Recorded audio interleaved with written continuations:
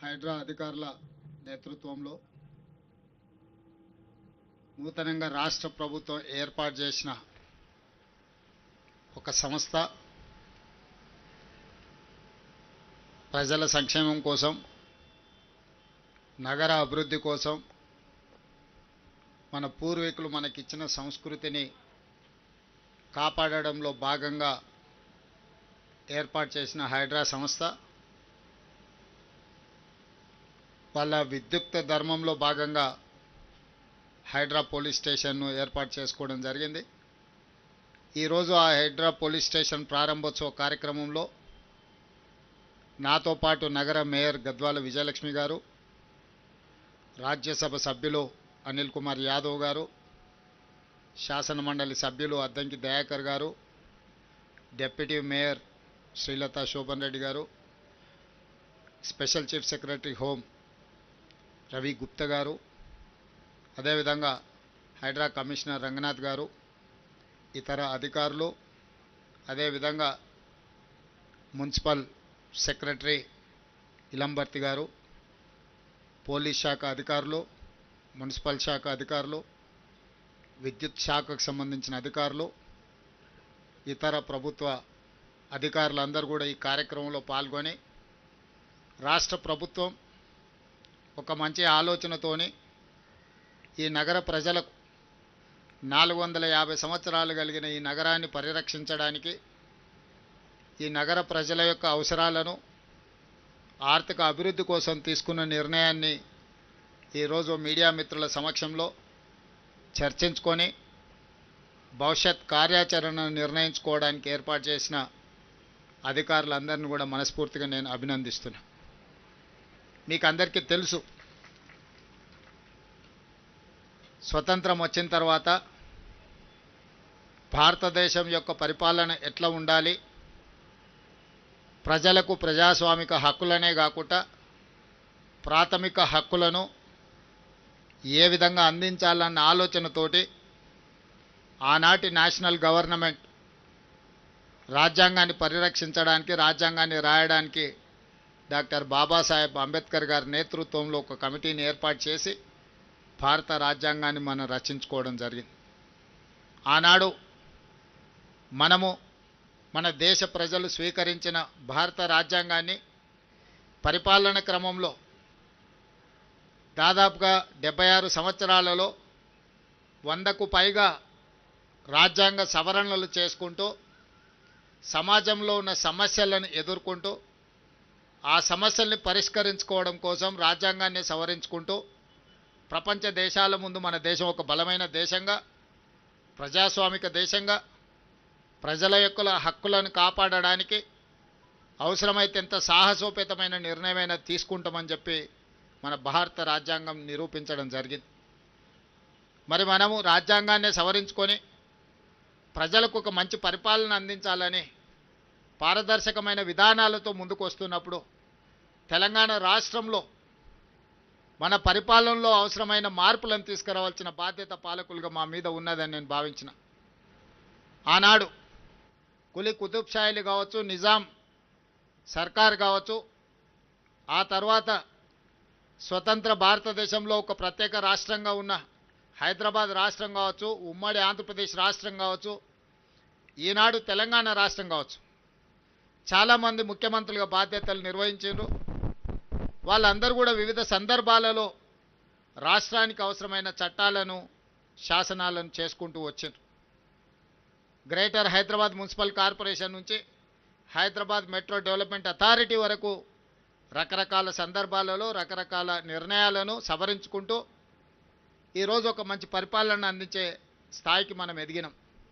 అదేవిధంగా 1908లో ఆనాడు వచ్చిన వర్షాలు, వరదలు నిజాం సర్కార్ ప్రభుత్వాన్ని కదిలించి వేసింది. నిజాం కకావికలమైపోయిన హైదరాబాదు నగరాన్ని చూసి బోరున విలపించి ఈ వరదలను, ఈ మానవాళి యొక్క నాశనాన్ని నివారించాలి, నిలువరించాలని ఒక గొప్ప ఆలోచన చేసి 1908లో వచ్చిన వరదలో వేలాది మంది ప్రజలు, ఆనాటి హైదరాబాద్ రాష్ట్ర పౌరులు చనిపోతే నిజాం ఒక గొప్ప ఆలోచన చేసి మోక్షగుండం విశ్వేశ్వరయ్యను ప్రపంచంలోనే టెండర్లు పిలిచి ఈ వరదలను నియంత్రించడానికి నిలువరించడానికి హైదరాబాదు నగరాన్ని సుందరీకరించడానికి ఒక గొప్ప ఆలోచన చేసి వారు అడుగు ముందుకేశారు. 1908లో వారు మొదలుపెట్టిన మోక్షగుండం విశ్వేశ్వరయ్య అందించిన ఒక గొప్ప కట్టడాలే ఈరోజు మూసీ నది, అదేవిధంగా ఉస్మాన్ సాగర్, హిమాయత్ సాగర్. ఎక్కడో వికారాబాదులో పుట్టే మూసీ నది, ఈసా నదులను, రంగారెడ్డి జిల్లా నుంచి వచ్చే ఈసా నదులను, ఈ నదులను ఒడిసి పట్టాలి, ఈ నీళ్లు వరదగా మారొద్దు, ఈ వరద ప్రజల ప్రాణాలు తీయొద్దన్న ఆలోచనతోటి ఆనాడు కోట్ల రూపాయలు ఖర్చు పెట్టి నిజాం ప్రభువులు నిర్మించిన ఉస్మాన్ సాగర్, హిమాయత్ సాగర్తో పాటు ఈరోజు మూసీ అని మనం చెప్పుకునే పురాణాపూల్ బ్రిడ్జ్ నుంచి మొదలు పెడితే ఈరోజు ఉస్మానియా హాస్పిటల్ కావచ్చు, హైకోర్టు కావచ్చు, ఉస్మానియా యూనివర్సిటీ కావచ్చు, ఇవాళ చెప్పుకుంటూ వెళ్తే హైదరాబాదు నగరంలో గొప్ప గొప్ప నిర్మాణాలు ఆనాడు నిజాం సర్కార్ ఒక గొప్ప పరిపాలనకు దర్పంగా మనకు నిర్మించి అందించడం జరిగింది. కులీ కుతుబ్ షాయిలో నిర్మించిన చార్మినార్ నుంచి మొదలు పెడితే ఈనాటి హైటెక్ సిటీ వరకు వివిధ సందర్భాలలో మన నగరాన్ని మనం పునరుద్ధరించుకుంటూ అభివృద్ధి చేసుకుంటూ ముందుకు వెళ్ళినాం. అయితే చరిత్రలో చాలాసార్లు ప్రజలు నగరానికి వలస వచ్చినా కొద్దిగా మన పూర్వీకులు మనకు సాంప్రదాయబద్ధంగా అందించిన ప్రాంతాలను వదిలేసి కొత్త కొత్త ప్రాంతాలను అభివృద్ధి చేసుకుంటూ వెళ్తున్నాం. ఓల్డ్ సిటీ అంటే మనకు సంబంధం లేదన్నట్టు, లేకపోతే పాత నగరం అంటే అదేదో వెనుకబడిన నగరంగా మనం ఆలోచన చేస్తూ కొత్తగా నగరాన్ని విస్తరించుకుంటూ ముందుకు వెళ్తున్నాం. ఇది కొంత కాలం తర్వాత మనకున్న సంపద ఏదైతే ఉన్నదో, సహజ వనరుల సంపద కావచ్చు, లేకపోతే పూర్వీకులు మనకు అందించిన గొప్ప కళాఖండాలు, గొప్ప గొప్ప కట్టడాలు కావచ్చు, కాలగర్భంలో కలిసిపోతాయి. అందుకే నేను ఆలోచన చేసి మన నగరాన్ని పునరుద్ధరించుకోవాలి. ఇది ఓల్డ్ సిటీ కాదు, ఇది ఒరిజినల్ సిటీ. ఈ సిటీని పునరుద్ధరించుకోవాలి, దీన్ని కాపాడుకోవాలని ఆలోచన చేసి ఈరోజు వివిధ శాఖల మధ్యలో సమన్వయం లేదు. ఈరోజు ఇక్కడ చాలామంది పోలీస్ అధికారులు, పోలీస్ డిపార్ట్మెంట్లో మనం యాంటీ కరప్షన్ బ్యూరోని తెచ్చుకున్నాం, విజిలెన్స్ అండ్ ఎన్ఫోర్స్మెంట్ని తెచ్చుకున్నాం, సిఐడిని తెచ్చుకున్నాం. ఈ విధంగా రకరకాలుగా ఆక్టోపస్ తీసుకొచ్చుకున్నాం, ఎస్ఐబి తీసుకొచ్చుకున్నాం. ఇవన్నీ కూడా ఒకేసారి 1956లో ఉమ్మడి రాష్ట్రంగా ఏర్పడ్డ రోజు మనం నిర్ణయాలు తీసుకోలేదు. ఎట్లెట్లా మన అవసరాలు, మన పరిస్థితులు, ప్రజలకు ఏ విధంగా మనము పరిపాలనను అందుబాటులోకి తీసుకురావాలని ఆలోచన చేసినప్పుడు ప్రతి సందర్భంలో కొన్ని కొత్త శాఖలను మనం నిర్ణయం తీసుకుంటూ కొత్త శాఖలను ఏర్పాటు చేసుకుంటూ పరిపాలనను బలోపేతం చేసినాం. అందుకే ఈరోజు మున్సిపల్ శాఖ కావచ్చు, ఎలక్ట్రిసిటీ డిపార్ట్మెంట్ కావచ్చు, ఇరిగేషన్ డిపార్ట్మెంట్ కావచ్చు, పోలీస్ డిపార్ట్మెంట్ కావచ్చు, ఇట్లా చాలా శాఖల మధ్యలో సమన్వయ లోపం వల్ల సమస్య వచ్చినప్పుడు ఎవరి సమస్యను పరిష్కరించాలి, ఎవరి సమస్యను ముందుగాల వెళ్ళాలి అనే దాంట్లో కూడా కొంత ఇబ్బందులు ఏర్పడుతున్నాయి. వీటన్నిటిని నేను ముఖ్యమంత్రిగా పదవి చేపట్టిన తర్వాత మున్సిపల్ శాఖ నా దగ్గరనే ఉండడం, ఈ నగరం యొక్క అభివృద్ధి మీద ప్రత్యేకమైన దృష్టి పెట్టాలని ఆలోచన చేసినప్పుడు శాఖల మధ్య సమన్వయం ముఖ్యమంత్రిగా నేను చెప్పినా కూడా సరైన విధంగా మనం ఆశించిన మేరకు ఫలితాలు రాలేదు. అందుకే అధికారులతోని అదేవిధంగా అనుభవజ్ఞులతో నేను మాట్లాడినా దీనికి పరిష్కారం ఏంది అని. అదేవిధంగా బెంగళూరులో మన జరిగిన సమ్మర్లో 1600-1700 ఫీట్లు బోరేసిన తాగునీళ్ళు లేక గొప్పగా అభివృద్ధి చెందిన బెంగళూరు నగరాన్ని నుంచి పెద్ద పెద్ద సంస్థలు వలసలు పోయే పరిస్థితి వచ్చింది. బెంగళూరు ప్రకృతి పరంగా చాలా గొప్పగా ఉంటుంది, కానీ మొత్తం కాంక్రీట్ జంగులు అవ్వడం వల్ల, అక్కడ చెరువులను పరిరక్షించుకోకపోవడం వల్ల, నీటి నిల్వలను ఒడిసి పట్టుకోకపోవడం వల్ల బెంగళూరు నగరము దాదాపుగా మొన్నటి ఎండాకాలంలో తాగడానికి నీళ్లు లేక విలవిలలాడి బెంగళూరు నగరంలో ఉన్న ప్రజలు వలసపోయే పరిస్థితి వచ్చింది. అదేవిధంగా ముంబైలో చిన్న వర్షం వస్తే అతలాకుతలం అయిపోయే పరిస్థితి వచ్చింది. అక్కడ ఏ సంస్థలు పనిచేయలేని పరిస్థితి. మీకు అందరికీ తెలుసు, చెన్నైలో వరదలు వస్తే 2 ఫ్లోర్లు 3 ఫ్లోర్లు నగరమంతా మునిగిపోయే పరిస్థితి. అదేవిధంగా ఢిల్లీ కాలుష్యంతో పార్లమెంటే కాదు, ప్రభుత్వ పాఠశాలలే కాదు, ప్రభుత్వ కార్యాలయాన్ని కూడా సెలవులు పెట్టే పరిస్థితి. ఈ దేశాన్ని పరిపాలించే ప్రధానమంత్రి, హోంమంత్రి, అన్ని శాఖలు ప్రపంచ దేశాల పట్ల నిర్ణయాలు తీసుకునే ఢిల్లీ నగరం ప్రకృతి వల్ల, ప్రకృతిని మనం కాపాడకపోవడం వల్ల, కాలుష్యాన్ని నియంత్రించకపోవడం వల్ల పార్లమెంటు నుంచి పాఠశాలల వరకు సెలవులు ప్రకటించుకునే పరిస్థితి వచ్చిందంటే ఇది ప్రకృతి తప్పిదం కాదు, మానవ తప్పిదం. మనం చేయాల్సిన ఆలోచనలు, తీసుకోవాల్సిన నిర్ణయాలు సరైన సమయంలో తీసుకోకపోవడం వల్ల ఈరోజు ఢిల్లీ నగరం కావచ్చు, ముంబై కావచ్చు, బెంగళూరు కావచ్చు, చెన్నై కావచ్చు, కల్కట్టా కావచ్చు, ఈ మెట్రోపాలిటన్ సిటీస్ అన్ని కూడా ఈరోజు నివసించడానికి యోగ్యంగానే నగరాలుగా మారుతున్నాయి. ఇది మన కళ్ళ ముందు కట్టినట్టుగా మన కళ్ళ ముందే కనిపిస్తుంది. ఇంత ఉపద్రవం ముంచుకొస్తున్నా ఆ ఉపద్రవం నుంచి మనము గుణపాఠం నేర్చుకోకపోతే, ఆ గుణపాఠం నుంచి మనము దాన్ని పాఠంగా స్వీకరించకపోతే రేపు హైదరాబాదు నగరం కూడా ఈ 4-5 నగరాలతో పాటు 6వ నగరంగా వాటి సరసన చేరే పరిస్థితులు ఉన్నాయి. అందుకే రాష్ట్ర ప్రభుత్వం ఆలోచన చేసి ఎవరు ఏమనుకున్నా సరే, ఎవరు ఎలాంటి విమర్శలు చేసినా సరే నియంత్రించదలుచుకున్నాం, నిలువరించదలుచుకున్నాం, అవసరమైతే నిర్మూలించదలుచుకున్నాం ఆక్రమణదారులను. అందుకే ఈరోజు హైడ్రాన్ ఏర్పాటు చేసినాం. హైడ్రా అంటే కేవలం ఏదో పేదోళ్ళ ఇండ్లు కూలగొట్టడానికి పెట్టినట్టుగా కొంతమంది చిత్రీకరిస్తున్నారు. నాకు ఆశ్చర్యం కలుగుతుంది. వాళ్ళ ఆలోచనలు, వాళ్ళ విధానం, వాళ్ళు ఏం చేయదలుచుకున్నారు. ప్రకృతి విధ్వంసం జరిగినా పర్వాలేదు, హైదరాబాదు నగరం కుప్పగూలినా పర్వాలేదు, ఈ నగరం కాలుష్య నగరంగా మారి ఇక్కడ ఉండే ప్రజలు వలసపోయి పారిపోయినా పర్వాలేదనే ఒక కుట్ర, కసి, కడుపు మంట వాళ్ళ మాటల్లో కనిపిస్తుంది. అందుకే ఈరోజు హైడ్రా అనేది కేవలం కూలగొట్టడానికి కాదు, నిర్మాణాలు చేయడానికి, ఆక్రమించుకున్న వాళ్ళని నియంత్రించడానికి ఎంత గొప్పవారైనా ఖచ్చితంగా చట్టం ముందు సమానులే అని నిరూపించడానికి ఈరోజు తీసుకొచ్చినాం. ఈరోజు మీకు అందరికీ తెలుసు, ఇవాళ Hyderabad disaster response and assets protection agency, దీంట్లో డిజాస్టర్ మేనేజ్మెంట్ ఉంది, అసెట్ ప్రొటెక్షన్ ఉంది, ప్రతి ఒక్క పని ఇందులో ఉన్నది. ఈ డిజాస్టర్ మేనేజ్మెంట్లో మనకు అకాల వర్షాలు వచ్చినప్పుడు వరదలు వస్తున్నాయి. చిన్న వర్షం వస్తే హైదరాబాదు నగరం రోడ్ల మీద నీళ్లుండి గంటల కొద్ది ట్రాఫిక్ ఆగిపోతుంది. సామాన్య ప్రజలు ఎంతో ఇబ్బందికి గురవుతున్నారు. ఈ మధ్యకాలంలో వర్షాలు, వరదలు వచ్చినప్పుడు ఇళ్లకి నీళ్ళు వచ్చి 2 ఫ్లోర్లు నీళ్ళు వచ్చి జీవితకాలం కష్టపడి సంపాదించుకున్న తిను బండారాల నుంచి ఉప్పు, పప్పు, బెల్లం, చింతపండు నుంచి మొదలు పెడితే వాళ్ళు కొనుక్కున్న టీవీలు, సైకిల్ మోటార్లు, లేకపోతే పిల్లల చదువులు, పిల్లల సర్టిఫికెట్లు, కట్టు బట్టలతో సహా నీళ్ళల్లో మునిగిపోయి పేదలకు అన్యాయం జరిగింది. ఆనాడు కుటుంబానికి 10,000 ఇస్తామని అన్నారు. 10 లక్షల ఆస్తి నీళ్ళల్లో మునిగిపోయి కన్నీరు మున్నీరైతున్న కుటుంబాలకు 10,000 రూపాయలు ఏ మూలకు సరిపోతాయి ఆలోచన చేయండి. ఇంతకుముందే మన వాళ్ళు చూపించారు. చివరికి ఆనాడు నిజాం కట్టిన ఉస్మానియా హాస్పిటల్, లక్షలాది మంది పేదలకు వైద్యాన్ని అందించే ఉస్మానియా హాస్పిటల్ చిన్న వర్షం వస్తే వరదల ఉస్మానియా హాస్పిటల్ మునిగిపోయింది.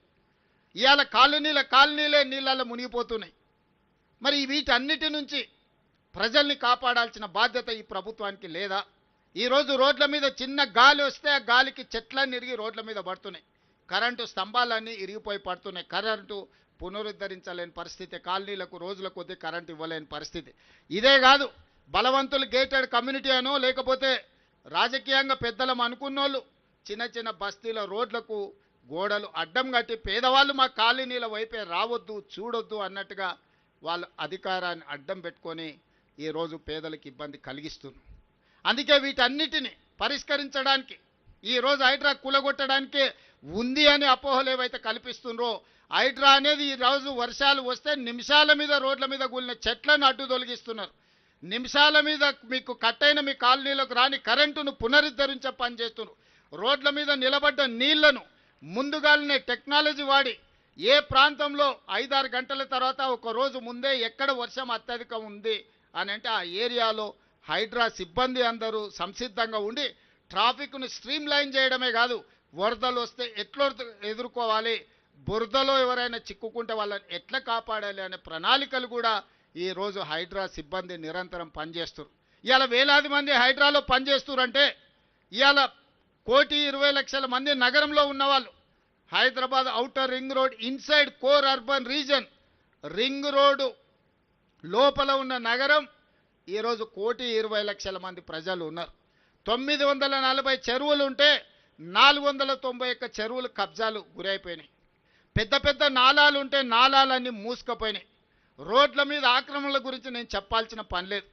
నేను ఈరోజు పౌరులను అడుగుతున్నా, ఈరోజు ట్రాఫిక్ జామ్లకు ఈరోజు రోడ్లను ఆక్రమించుకున్న వాళ్ళు కాదా? ఈరోజు మీరు రోడ్ల మీద గంటల కొద్దీ చిన్న వర్షం వచ్చినా ఆగుతున్నారు అంటే నాలాలను ఆక్రమించుకొని అక్రమ నిర్మాణాలు చేపట్టడం వల్ల మీరు ఇబ్బంది పడుతున్నారు కదా. ఇవాళ విలాసవంతమైన వాటర్ వ్యూ అని లేకపోతే లేక్ వ్యూ అని అపార్ట్మెంట్స్ కట్టుకున్న వాళ్ళు పోయి డైరెక్ట్గా చెరువులో కడుతురు.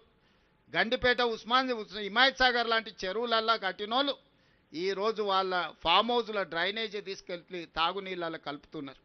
ఇదంతా అధికార దుర్వినియోగం కదా? దీన్ని నియంత్రించాల్సిన బాధ్యత లేదా? ఎవరు అడగకుండా ఉంటే ఇంకా భవిష్యత్తులో ఉన్నాయన్నీ మూసుకపోతే ఇవాళ ఆ నీళ్లు ఎక్కడికి వెళ్ళాలి? నీళ్లు నిలవడానికి చెరువులు ఉన్నాయి, చెరువులకు నీళ్లు వెళ్ళడానికి నాలాలు ఉన్నాయి, ప్రజలు ప్రయాణించడానికి రోడ్లు ఉన్నాయి. ప్రజలు ప్రయాణించే రోడ్లను ఆక్రమించుకుంటారు, నీళ్లు వెళ్ళాల్సిన నాలాలను మూసేస్తారు, చెరువులను కబ్జా పెట్టుకుంటారు. ఇవాళ నీళ్ళు ఎక్కడికి వెళ్ళాలి? అందుకే ఆ నీళ్లు రోడ్ల మీదకి వస్తున్నాయి. రోడ్ల మీదకి వచ్చిన నీళ్లు మన ఇండ్లలోకి వస్తున్నాయి. మన ఇండ్లలోకి వచ్చిన నీళ్లు మన జీవితాలతోని చెలగాటమాడుతున్నాయి. అందుకే ఈరోజు హైడ్రా సంస్థని మనం ఏర్పాటు చేసి ప్రజల కోసం ఇవాళ మా హనుమంతరావు గారు బతుకమ్మ కుంట కోసం 25 ఏళ్ళు కొట్లాడి 25 ఏళ్లలో సాధించని బతుకమ్మ కుంటని ఇవాళ మనము గుంజుకొని ఇవాళ పునరుద్ధరిస్తున్నాం. రేపు బతుకమ్మ పండుగ బతుకమ్మ కుంటల్నే చెయ్యాలని అక్కడ నిర్మాణాలు చేస్తున్నాం. గొప్ప వ్యక్తులు, ప్రముఖ వ్యక్తులు మీకు తెలుసు హైటెక్ సిటీ ప్రాంతంలో ఆక్రమించుకుంటే ఆ చెరువుల ఆక్రమణలు తొలగించి ఇవాళ చెరువులను ఆహ్లాదకరంగా తీర్చిదిద్దే ప్రయత్నం చేస్తున్నాం. చెరువులను మేము కాపాడడం తప్ప, చెరువులలో నీళ్లు ఉంటేనే కదా ఈ నగరం యొక్క గ్రౌండ్ వాటర్ పెరిగేది. ఎవరైతే మూసీని ఆక్రమణల్ని ప్రోత్సహించిండ్రో, ఎవరైతే మూసీల అక్రమ నిర్మాణాలు చేపట్టినరో, ఎవరైతే చెరువులను ఆక్రమించుకున్నారో, ఎవరైతే నాలాలను ఆక్రమించుకున్నారో వాళ్ళకే హైడ్రా అంటే భయము, హైడ్రా అంటే కోపం. సామాన్య ప్రజలకు కోట్లాది మంది ఇతర ప్రాంతాల నుంచి ప్రతిరోజు 10 లక్షల మంది ఇతర ప్రాంతాల నుంచి హైదరాబాదు నగరానికి వచ్చి పనులు చూసుకొని వెనక్కి వెళ్తున్నారు. గంటల కొద్దీ ట్రాఫిక్లో ఇరుక్కపోతే వాళ్ళ సమయమే కాదు వాళ్ళ పనులు కూడా వృధా అయిపోయే పరిస్థితి ఉంది కదా. ఇవాళ ఈ నగరాన్ని ఇట్లే కాలుష్యానికి వదిలేద్దామా? ఈ నగరాన్ని ఇట్లనే నిర్లక్ష్యానికి బలి చేద్దామా? మీరందరూ ఆలోచన చెయ్యండి. అందుకే ఈరోజు ఎవరు ఏమనుకున్నా సరే ఈరోజు ప్రజలకు అవకాశం ఇచ్చిండ్రు. ఈ అధికారంతో ప్రజలకు మేలు చెయ్యాలన్నదే మా ఆలోచన. ప్రజలకు ఉపయోగపడే నిర్ణయం కొంతమంది వ్యక్తులు కడుపు మంటతో మమ్మల్ని వ్యతిరేకించినా, మమ్మల్ని దూషించినా నేను పట్టించుకోదలుచుకోలేదు. ఇవాళ మీరు చూడండి, చెరువులను, నాలాలను, మూసీలను ఆక్రమించుకున్న పెద్దవాళ్ళను తొలగించి పేదవాళ్లకు ఒక మంచి జీవితాన్ని ఇవ్వాలని 2 బెడ్రూమ్ ఇండ్లు ఇచ్చినాం. ఇవాళ మూసీలో ఉన్న వాళ్ళని ప్రక్షాళన చేయడం ద్వారా ఇవాళ మన నగరానికి ఒక గొప్ప వరం. నేను ప్రపంచ దేశాలన్నీ తిరిగి చూసి వచ్చిన. న్యూయార్క్, న్యూజెర్సీ మధ్యలో హడ్సన్ రివర్ కావచ్చు, లేకపోతే లండన్లో థేమ్ రివర్ కావచ్చు, లేకపోతే సియోల్ నగరంలో ఉన్న రివర్ కావచ్చు, నిన్నగాక మన జపాన్లో నేను చూసి వచ్చిన రివర్ కావచ్చు, దుబాయ్లో కావచ్చు, వాళ్ళందరూ కూడా అంతెందుకు ఇక్కడ నమో గంగే లేకపోతే సబర్మతి రివర్ గుజరాత్లో ఈరోజు బీజేపీ వాళ్ళు యమునా నదిని పునరుద్ధరిస్తాం ఢిల్లీలో అంటారు. గుజరాత్ వాళ్ళు సబర్మతి రివర్ ఫ్రంట్ కట్టుకోవచ్చు, ఉత్తరప్రదేశ్లో గంగా నదిని పునరుద్ధరించుకోవచ్చు, ఢిల్లీ నగరంలో యమునా నదిని పునరుద్ధరిస్తామని చెప్తే అది గొప్ప మాటగా కొంతమందికి వినిపిస్తుంది. మరి మూసీ నదిని పునరుద్ధరించుకుంటే వచ్చే ఇబ్బంది ఏందని నేను అడుగుతున్నా.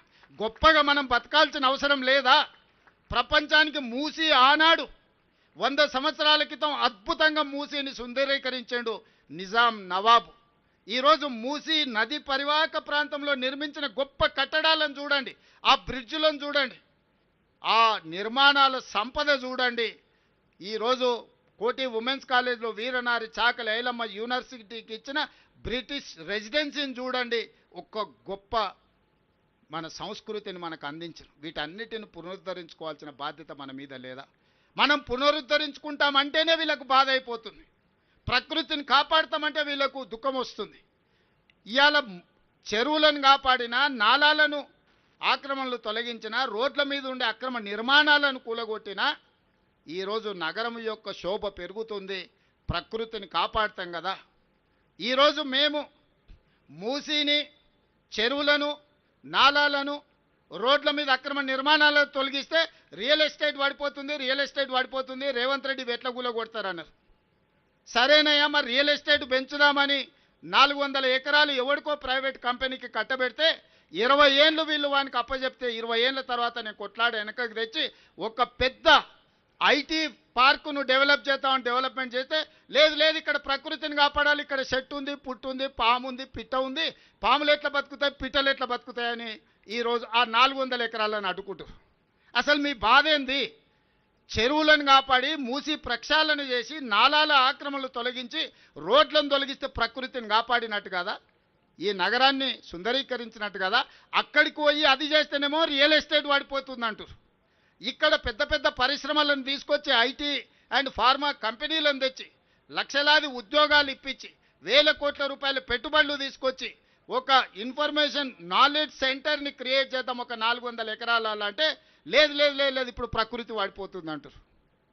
అంటే వాళ్ళ ఆలోచనలో ఉన్న ఒక విషం, కడుపు నిండా విషం నింపుకొని ఈ ప్రభుత్వాన్ని ముందుకు వెళ్ళనీయొద్దు, ప్రజలకు మేలు జరగనీయొద్దన్న ఆలోచన స్పష్టంగా ఇందులో కనిపిస్తుంది. అందుకే ప్రజలే అప్రమత్తం కావాలి. ఈరోజు ప్రజలకే నేను సూచన చేస్తున్నా, ఈరోజు మూసి ప్రక్షాళన చేసుకోవాలన్నా వద్దా మీరు ఆలోచన చేసి నాకు సూచన చేయండి. కబ్జాలు పెట్టుకున్న చెరువులను కాపాడాల్సిన అవసరం ఉందా లేదా? చెరువులను కాపాడకపోతే చెరువుల్లో ఉండాల్సిన నీళ్లు మన రోడ్ల మీదకి మన ఇళ్లలోకి వస్తున్నాయి, ఇట్లనే మునిగి చచ్చిపోదామా? ఈరోజు నీళ్లు ప్రవహించాల్సిన నాలాలలో అపార్ట్మెంట్స్ కట్టుకుంటే ఆ నీళ్ళు ఎక్కడికి వెళ్ళాలి? ఈరోజు వాటిని కాపాడితే ప్రకృతిని కాపాడిన వాళ్ళమవుతాం, ఎన్విరాన్మెంట్ని మనము కాపాడిన వాళ్ళమవుతాం. ఈరోజు ఎక్కడైతే మన ప్రభుత్వ భూములు ఉన్నాయో అక్కడ మనము ఈరోజు ఫైనాన్షియల్ డిస్ట్రిక్ట్ కానీ నాలెడ్జ్ హబ్ కానీ ఒక 700-800 ఎకరాలలో మనం అభివృద్ధి చేస్తే ఆనాడు కాంగ్రెస్ పార్టీ ఈరోజు లక్షలాది ఉద్యోగాలు వచ్చినాయి, వేలాది కోట్ల రూపాయల పెట్టుబడులు వచ్చినాయి. అందుకే ఈరోజు గచ్చిబౌలి ప్రాంతంలో ఉన్న 400 ఎకరాలు ప్రైవేట్ కంపెనీలకు ఇచ్చిన వెనక్కి తెచ్చినాం. ఈరోజు యూనివర్సిటీ నుంచి తీసుకోలే, ఐఎంజీ భారత అని ఒక ప్రైవేట్ కంపెనీకి ఇచ్చిన భూమి నేను కొట్లాడి సుప్రీంకోర్టు వరకు కేసు గెలిచి ఆ భూమిని వెనక్కి తెచ్చి ఒక ఐటీ హబ్ని క్రియేట్ చేస్తే ఇంటర్నేషనల్ ఇన్వెస్ట్మెంట్స్ 2,28,000 కోట్ల రూపాయలు తీసుకొచ్చిన నేను సంవత్సరంన్నర లోపల దావోస్ ఇన్వెస్ట్మెంట్స్కి వెళ్ళి వరల్డ్ ఎకనామిక్ ఫోరంలో ఈ రాష్ట్రానికి మన ప్రాంతానికి 2,28,000 కోట్ల రూపాయల పెట్టుబడులు తీసుకొచ్చిన. మరి ఆ సంస్థలు నడవడానికి స్థలాలు ఇవ్వాల్సిన అవసరం లేదా? మన తెలంగాణలో చదువుకున్న యువకులకు లక్షలాది మందికి ఉద్యోగాలు ఇవ్వాలంటే పెట్టుబడులు తేవాల్సిన అవసరం లేదా? ఇవాళ ఐటీ రంగంలో లక్షలాది మంది పనిచేస్తారు. ఐటీ నిపుణులే కాదు, డ్రైవర్లు పనిచేస్తలేరా, వాళ్ళ దగ్గర పనిచేసే వాళ్ళు చేస్తలేరా? ఎంత పరోక్షంగా మనం సపోర్ట్ చేస్తున్నాం. ఇవాళ Ola, Uber, taxi, hotels, restaurants, చిన్న టీ బండి కొట్టు నుంచి మొదలు పెడితే ఐటీ ప్రొఫెషనల్ వరకు ఈ పెట్టుబడులు రావడం వల్ల ఈరోజు బతుకుతున్నారు. ఉద్యోగ ఉపాధి అవకాశాలు ఈరోజు మనం కల్పిస్తున్నాం. 400 ఎకరాలలో 1,00,000 ఉద్యోగాలు వచ్చి దాదాపుగా 50,000 కోట్ల రూపాయల పెట్టుబడులతోని ఈరోజు మనం అభివృద్ధి చేయాలనుకుంటే దాన్ని అడ్డుకుంటారు. ఒక పక్కన నేను రాబోయే రోజుల్లో మా అధికారులను మూసి పరివాహక ప్రాంతంలో ఏమీ లేనివాడు, ఏ విధంగా బతకడానికి అవకాశం లేనోడు, ఆ మూసి మురికి కూపంలో మునిగి తేలుతున్నాడు. మూసిలో బతకాలని ఎవరు కోరుకోరు. ఆ దోమల బాధ, మూసి మురికి వాసన, ఇక్కడనే ఎంత వాసన వస్తుందో మీరు చూసిండ్రు కదా. మూసిలో ఎట్లాంటి నరక పరిస్థితులు ఉంటాయో మీరు ఆలోచన చేయండి. అంత నరకంలో బతకాలని ఏ పేదవాడైనా అనుకుంటాడా? ఈరోజు నేను అసెంబ్లీలో అడిగిన ప్రతిపక్షాలు, ఆ మూసిలో నివసిస్తున్న వాళ్ళకి ఏమి ఇద్దామో చెప్పండి. 5 లక్షలు ఇద్దామా, 10 లక్షలు ఇద్దామా, డబుల్ బెడ్రూమ్ ఇల్లు ఇద్దామా, 120 గజాల ప్లాట్ ఇద్దామా, ఇందిరమ్మ ఇల్లు ఇద్దామా? ప్రభుత్వం నుంచి ఒక 10,000 కోట్లు మూసిలో మురికిలో బతుకుతున్న పేదవాళ్ళకు ఒక మంచి జీవితాన్ని నుంచి ఒక మంచి వాళ్ళ పిల్లలకు మంచి పాఠశాలలు ఇచ్చి వాళ్ళకి చదువుకోవడానికి వసతులు ఇచ్చి వాళ్ళకు ఉద్యోగ ఉపాధి అవకాశాలు కల్పిద్దాం, కలిసి రండి అంటే రారు. మీరు అక్కడి నుంచి వాళ్ళని తరలించొద్దంటారు. మీరేమో జూబ్లీ హిల్స్, బంజారా హిల్స్లు, జన్వాడల లేకపోతే ఎర్రవల్లి ఫామ్ హౌజులలో విశాలమైన భవంతులలో మీరు ఏమో బతుకుతారు. వాళ్ళు మాత్రం మూసీలనే ఆ మురికిలోనే మునిగి చావాలనా అని నేను అడ్డుకునే వాళ్ళని. ఇవాళ నరేంద్ర మోడీ గారు సబర్మతి రివర్ ఫ్రంట్ గుజరాత్లో కట్టుకుంటాడు. ఢిల్లీ బీజేపీ ప్రభుత్వం యమునా నది రివర్ ఫ్రంట్ కట్టుకుంటుంది ఢిల్లీలో. యోగి ఉత్తరప్రదేశ్లో గంగా నది ప్రక్షాళన చేస్తాడు. మరి తెలంగాణ ప్రజలు మూసి ప్రక్షాళన చెయ్యొద్దా? మోడీ గారు చేస్తే గొప్పెట్లా, తెలంగాణ ప్రభుత్వం చేస్తే తప్పెట్లా అని నేను అడుగుతున్నా. మీరు ఆలోచన చేయండి, ప్రజల్ని ఆలోచన చేయమంటున్నా నేను. ఇంకా రాజకీయ నాయకులు మారరు. వాళ్ళ నాయకులు చేస్తే గొప్ప, తెలంగాణ ప్రజలు చేస్తే తప్పు అనే విధానాన్ని ఈరోజు వాళ్ళు తీసుకున్నారు. అందుకే నేను ప్రజల్నే అడగదలుచుకున్నా. తొందరలోనే ప్రజల దగ్గరికి మా అధికారులను, మా ప్రజాప్రతినిధులను పంపిస్తాం. మా నగరంలో ఉన్న మా అనిల్ యాదవ్, మా మేయర్ను, మా డిప్యూటీ మేయర్ను, మా ఎమ్మెల్సీలను, మా దయాకర్ని, అందరిని, మా పొన్నం ప్రభాకర్ని మూసి పరివాహక ప్రాంతంలో ప్రజలతో ఆత్మీయ సమ్మేళనం ఏర్పాటు చేస్తా. వాళ్ళ జీవితాలకు ఒక మంచి వెలుగునివ్వాలనుకుంటున్నాము. ఇవాళ మనం ఫ్యూచర్ సిటీ అని ఒక గొప్ప నగరాన్ని నిర్మించుకోవాలనుకుంటున్నాం. కావాలంటే వాళ్ళందరికీ ఇతర ప్రాంతాల్లో ఇండ్ల పట్టాలిచ్చి వాళ్ళకి ఇండ్లు ఇస్తాము. మూసీలో ఎందుకు ఆ మురికిలో బ్రతకాలి? ఒకవేళ అవసరం అనుకుంటే ఆ ప్రాంతంలో ప్రతి 5 కిలోమీటర్ ఒక క్లస్టర్గా చేసి ఎక్కడ ప్రభుత్వ భూములు ఉంటే అక్కడ అపార్ట్మెంట్స్ కట్టి వాళ్ళకి ఇండ్లు ఇస్తాము. ఒక 400 ఫీటో 500 స్క్వేర్ ఫీటో కట్టిస్తే ఆ మురికిలో గుడిసేసుకొని బతుకునే కంటే కుటుంబంతో గౌరవంగా బ్రతకడానికి అవకాశం ఉంటుంది కదా. వాళ్ళు వాళ్ళ పిల్లల్ని మంచిగా చదివించుకోవద్దా? వాళ్ళ జీవితాలలో వెలుగు రావద్దా? వాళ్ళు బాగుపడొద్దా? ఏంది కక్ష? నా మీద ఉంటే ఉండొచ్చు, నాతో కొట్లాడుండ్రా. పేదోళ్ళ మీద ఏంది మీ ప్రతాపం? పోయి ఒకరోజు మూసీలో వండుకుంటామన్నారు. ఎవరైనా మూసీలో వండుకున్నారా? వాళ్ళ పార్టీల కార్యకర్తలలో 3వ అంతస్తులో పోయి అపార్ట్మెంట్లలో నిద్రపోయారు. మూసీలో పండుకోండి, మూసీ పక్కన మంచం వేసుకొని పండుకోరి. ఆ చాదరగట్టు బ్రిడ్జ్ పక్కన ఈ నుంచి ఆడికి కనిపిస్తుంది, వరుసగా అట్లా పండుకోరి. అంబర్పేటలో శ్మశాన వాటిక ఉంది మూసీ పక్కనే. ఒక 4-5 రోజులు అక్కడనే ఉండండి, అక్కడనే భోంచేయండి. మీకు తెలుస్తుంది ఆ బాధ ఏందో, దుఃఖం ఏందో.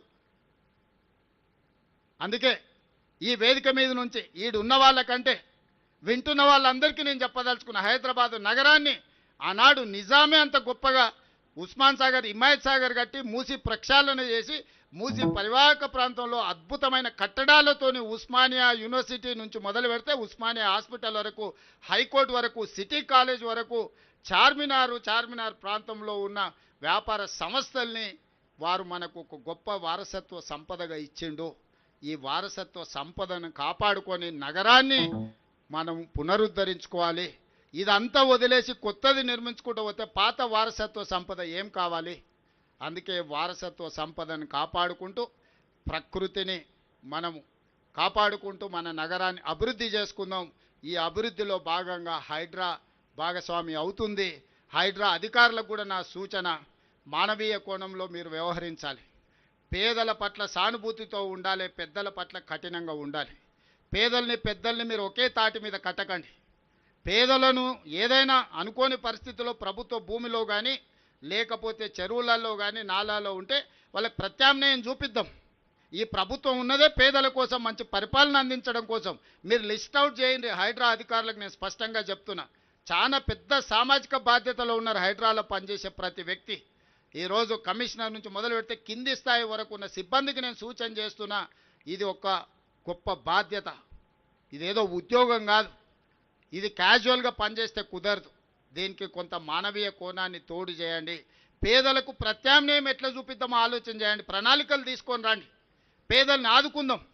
ప్రభుత్వం సిద్ధంగా ఉంది పేదలకు న్యాయం చేయడానికి.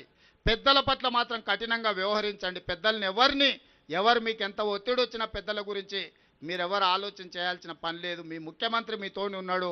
కఠినంగా పెద్దల పట్ల వ్యవహరించండి. పేదల పట్ల మానవీయ కోణంలో పేదలను ఆదుకుందాం. పేదలకు ప్రత్యామ్నాయ ఏర్పాట్లు చేద్దాం. అది మూసీ నది కావచ్చు, గండిపేట చెరువు కావచ్చు, లేకపోతే నాలాలు కావచ్చు, వేటినైనా పేదలను గుర్తించండి. పేదలకు ప్రత్యామ్నాయంగా వాళ్లకు ప్రభుత్వం అన్ని వసతులను ఏర్పాటు చేస్తుంది. వాళ్ళ పిల్లల చదువులకు కానీ, వాళ్ళ వ్యాపారాలకు కానీ, లేకపోతే వాళ్ళకు ఉద్యోగ ఉపాధి అవకాశాలు కల్పించి ముందుకు వెళ్తాం. మీడియా మిత్రులకు కూడా నా విజ్ఞప్తి, ఈ నగరాన్ని కాపాడుకుంటే ప్రకృతిని మనల్ని కాపాడితే ప్రకృతి మనల్ని కాపాడుతుంది. ప్రకృతిని మనం ఆక్రమించాలనుకుంటే, ప్రకృతిని చేపట్టాలి మనం అనుకుంటే, చెరబట్టాలి అనుకుంటే ప్రకృతి వైపరీత్యానికి మొత్తం బలైపోయే పరిస్థితి వస్తుంది. ఈ నగరానికి మళ్ళీ ఢిల్లీనో, ముంబయో, చెన్నై నగరంలాగా కాకుండా హైదరాబాద్ నగరాన్ని ఒక గొప్ప నగరంగా తీర్చిదిద్ది దీన్ని ముందుకు తీసుకువెళ్దామని చెప్పి తెలియజేస్తూ మీ అందరి దగ్గర సెలవు తీసుకుంటున్న ధన్యవాదాలు మిత్రులారా.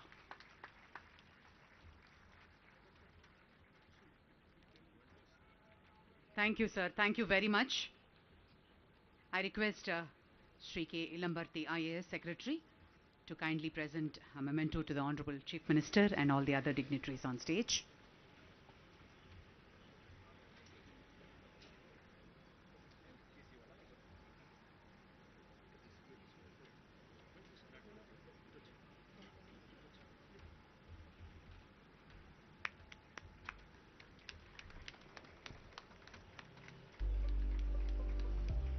శ్రీమతి విజయలక్ష్మి గారికి,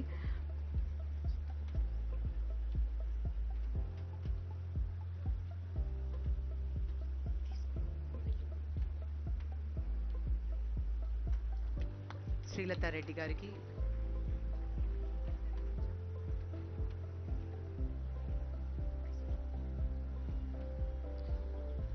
శ్రీ అనిల్ కుమార్ యాదవ్ గారికి,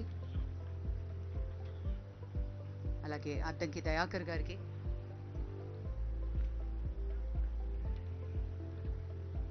శ్రీమతి చీర సుచిత్ర గారికి జ్ఞాపిక అందించవలసిందిగా కోరుతున్నాం. శ్రీ రవి గుప్తా సార్కి,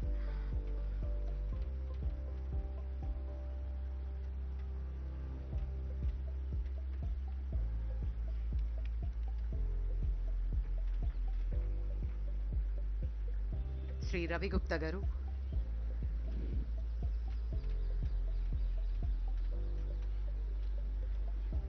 శ్రీ రామకృష్ణ గారికి, శ్రీ రాజశేఖర్ గారికి,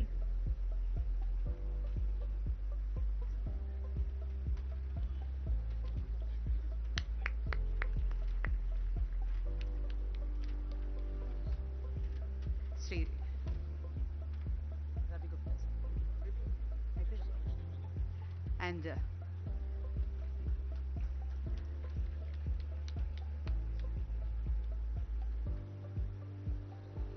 thank you, sir. Thank you very much on behalf of Hydra.